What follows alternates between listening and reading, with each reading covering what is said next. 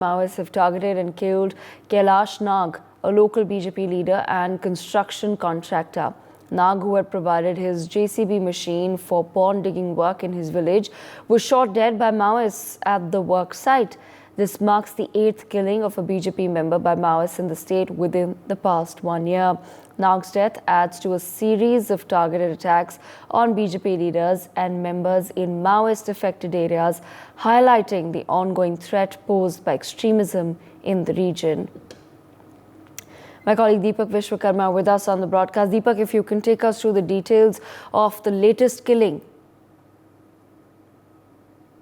सबसे महत्वपूर्ण बात यह है कि जिस तरीके से 29 माओवादियों को मार गिराया गया, उसके बाद इस तरीके की घटना को अंजाम देना ये साफ करता है कि माओवादियों को जिस तरीके से मारा जा रहा है हमारे जवानों द्वारा, उसके बाद माओवादी अपनी आमद दर्ज करवाने के लिए, बताने के लिए कि हम हारे नहीं हैं, हम डरे नहीं हैं, हम पीछे नहीं हट रहे, इसलिए वो इस तरीके के हत्याकांड को अंजाम दे रहे हैं। और इससे 2 दिन पहले नारायणपुर में भी जिस दिन ये घटना हुई थी, जिस दिन 29 नक्सलियों को मार गिराया गया था, उस दिन रात को नारायणपुर में एक सरपंच की हत्या कर दी जाती है। बीजापुर का उदाहरण ले लीजिए। तो एक बात साफ हो गई है कि लोकसभा चुनाव से ठीक 1 दिन पहले जिस तरह के हत्याकांड को अंजाम दिया गया है, उससे एक बात साफ हो गई है, नक्सली ये बताने का प्रयास कर रहे हैं कि हम अभी भी मौजूद हैं।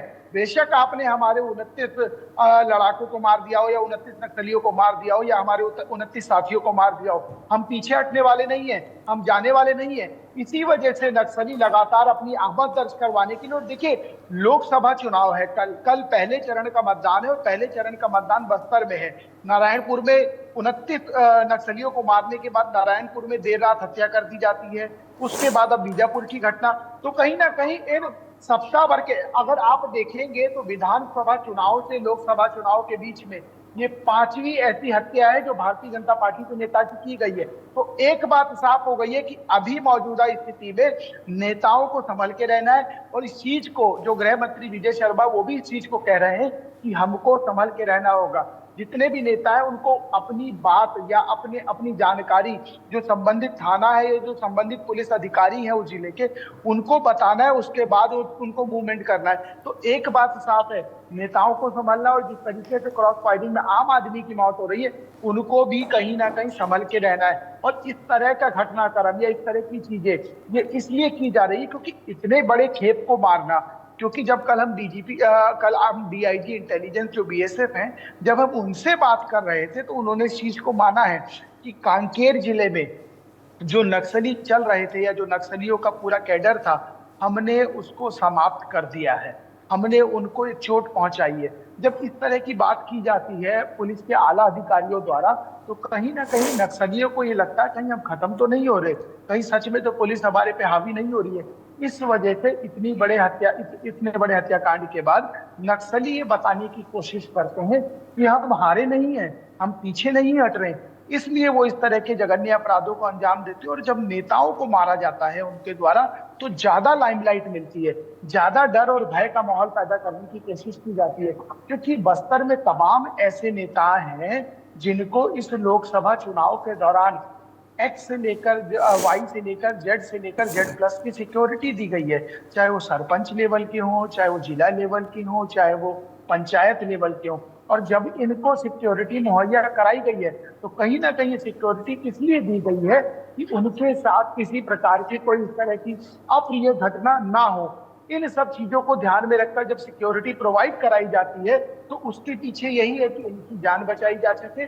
और क्योंकि ये जनप्रतिनिधि हैं, ये लोग जिस तरीके से जाते हैं जनता के बीच, वहां मिलते हैं, सफर तय करते हैं, ये किस गांव में जा रहे हैं और किस गांव में नक्सली या माओवादी आ जाए और इनको मार के चले जाएं।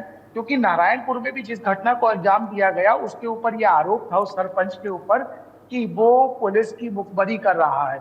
और जब वो पुलिस की मुखबरी कर रहा है, उस चीज की चर्चा की जा रही थी, तो नक्सली गांव में भेजते हैं और उसका गला रेत देते हैं। ये पूरा इसी तरीके का वाकया होता है।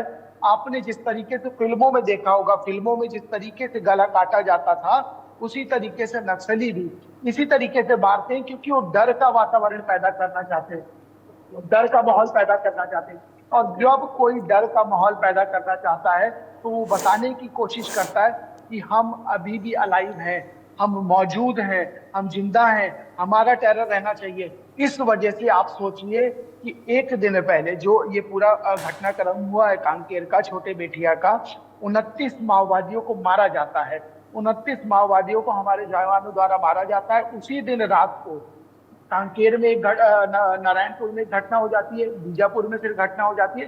तो कहीं ना कहीं लोकसभा चुनाव से पहले, कल बस्तर के पहले चरण का चुनाव है, हम उसी और कूच कर रहे हैं। उससे पहले यदि इस तरह की स्थिति हो रही है तो एक बात साफ हो गई है कि नक्सली ये बताना चाह रहे हैं कि हम अभी भी मौजूद हैं, हम डरे नहीं हैं। Right, absolutely. Deepak, thank you so much for joining us on the broadcast with those details. For more such videos, subscribe to the NewsX YouTube channel, hit the bell icon.